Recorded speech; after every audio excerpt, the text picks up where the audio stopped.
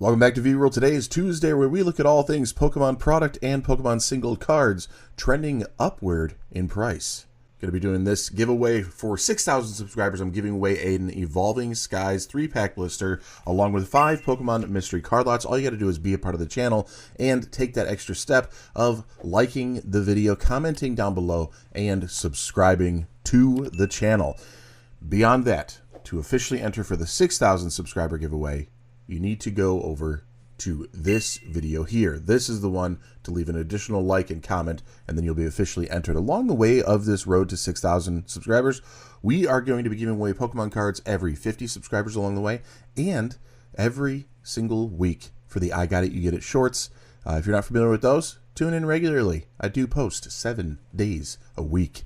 Let's dive in. Now, last Sunday, I did the Sunday slip of prices going down, and we looked at Japanese cards because it was just a nice little deviation from the norm, and the Japanese card market is growing in popularity because of the fact that it's a nice alternative and usually a more cost-saving option compared to the current modern market of English cards.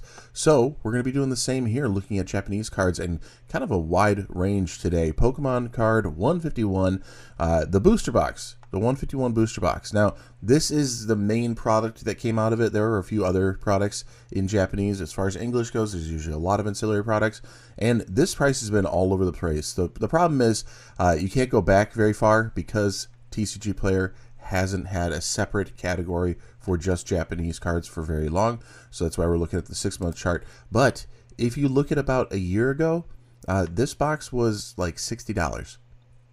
It wasn't horrible. You could find it between like $60 to $75 pretty regularly. And 6 months before that, this thing was upwards of $200 to $230.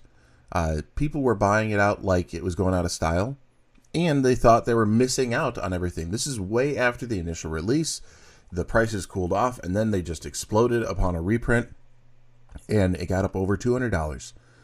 Then people realized, wait a second, that's not where this belongs as far as price, and it started tanking. Now we're on a more regular growth pattern, even amidst the boom. In the past 6 months, you go back to where this really started with Surging Sparks, it was getting close to $100, and now we're sitting at $165. That's a little bit more regular of a growth pattern. It's still pretty aggressive because we were amidst a boom here, and 151 being a very popular set, but this at least is a little bit more on the normal side. When it comes to things, I think you could still find this for a little bit better than that, around the 140, 150 range. I would be on the hunt for that if you're in the market for the 151 booster box. And similar to the Vstar Universe box, this thing has been all over the place in the past couple years. This would be the Crown Zenith equivalent, and it's a specialty set, good pull rates, all of that, and it's finally growing because it was up really high. Again, it was this FOMO, and Japanese had a tendency of having a longer term of FOMO prices, and then it would finally cool off about the time they'd get a reprint, and everybody would just go nuts again, going, there's so much out there, and then it would start selling for a lot more than it should, really.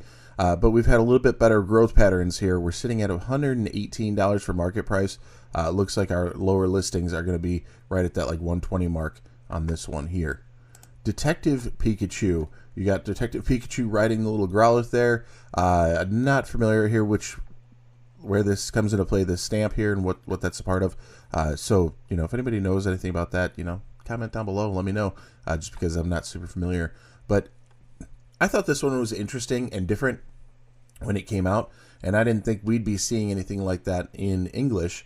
It felt like it was going to be exclusive, and we wouldn't see a repeat promo coming to English. Maybe we will. I don't know. I don't believe that's happened here. But this one has really exploded because it was like a $20, $30 card for quite a long time. And then just with the boom here, everybody went Pikachu crazy for the mascot, and now we're near $70 at $69 right there. You added some shipping on some of the lower ones there. It is $70. Venusaur EX.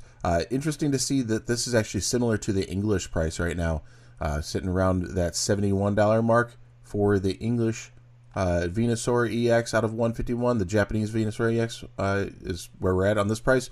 The English one is similar. I think it's like a few dollars more, which is, in my opinion, a little bit more reasonable, that they should be similar in price or very close to it.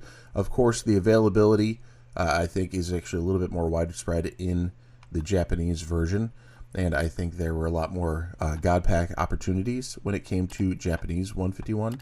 This next one is an older one and has an interesting history if you're not familiar. Misty's Tears. Now, the Japanese version of Misty's Tears ended up being a banned artwork because of what it's implying, what it's showing. It's this silhouette. She appears to, be nude, and they wanted to censor that a little bit when it came to English, so they did a complete redesign for Misty's Tears.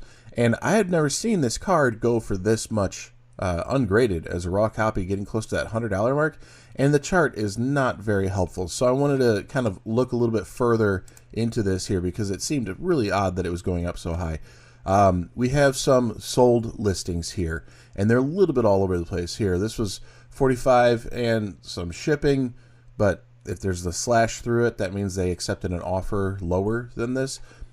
51, another almost $10 shipping there, so like 60 bucks. Here we have the English version of Misty's Tears, the complete remake, and you can see the difference. Obviously a very different card in this sense here. This one sitting around $33 seems odd, seems unlikely that should be there. It looks like this one might be a first edition, so okay, fine, but still seems a little bit off in my opinion. $12 or best offer for the English. That seems a little high because this is just a normal common card, unless you're trying to compete with the fact that you have a complete set of the banned cards and the English counterparts or something like that. I could see you going for it, but this is a common card in English. It shouldn't be selling for $12. So I'm going to speak to the fact that when you get into these older cards and you hear about a small little unique sliver, like, oh, this is a banned card and you shouldn't have it. Well, now people FOMO over this stuff because they're newer to the hobby, a little uneducated in what was really going on way back when this card came out in the 98, 2000, somewhere in there, pretty old, and people are going to jump on it like it's going out of style and making really poor decisions. $12? No, this is maybe $1. I mean, it really is not much. Maybe it's a couple more than that because it's older. I don't know, but I don't think it's a $12 card.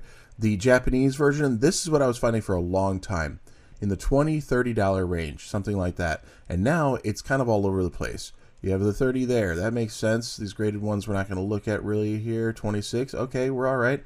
$30. This makes sense. 34. Okay, some are going to go up, some are going to go down. And then we get into some weird ones a little bit further down. Why is this one $50? Who's not paying attention there? We have people creating their own artwork based off of it and pushing in different directions. What is this? $100? This doesn't make sense. So older cards are probably the more complex ones to be actually trying to figure out the price range on, because sometimes the information's not there. Sometimes the information is confusing as you start breaking it down and seeing where things are going. So you want to play it a little bit smarter. Go in person. See if you can find it in a shop. Work out a trade, something like that. Don't jump in with these wild prices because this doesn't seem to be the right kind of thing. Although the trend is showing up, this one came up in TCG Player as being recently popular as far as best selling, which is weird because there's not a lot selling, so interesting. But knowing more is helpful, and that's a little bit more about what this channel is about. I have a couple more to go to here. Fusion Arts. This one is the Fusion Strike equivalent here from Japanese, and this one has been staggering up, and I think the real reason behind that is, one, Japanese is a good alternative to have a more affordable version of the set, and while we have this in English for the booster box going up to $500, having this one floating around the 130 range, although lowest listings are putting it higher than that, that's why you're seeing this 180 here. $130 for a market value on this box is a little bit easier to swallow for the same artworks. Going into a Mewtwo Vstar out of Vstar Universe, or what we would call Chilling Reign. Awesome card for sure, and it seemed like this was going to be going, and then it started to recover. Now we're on this growth pattern, so in my opinion, this has room to recover again, because these cards don't need to go on and on forever price-wise, but a good alternative to the English counterpart sitting around $50 right now. Don't forget about the giveaway. Be a part of the channel. Like, comment, and subscribe. I'm giving away that Evolving Skies 3-pack blister once we get to 6,000 subscribers. I will also be giving away 5 Pokemon mystery card lots. Go back to the beginning of the video. I explain a little bit more in the giveaways that are going on, but the reality is I'm just wanting to grow the channel and say thank you in the process of doing so. I do post 7 days a week, so with that, I'll see you tomorrow. Peace.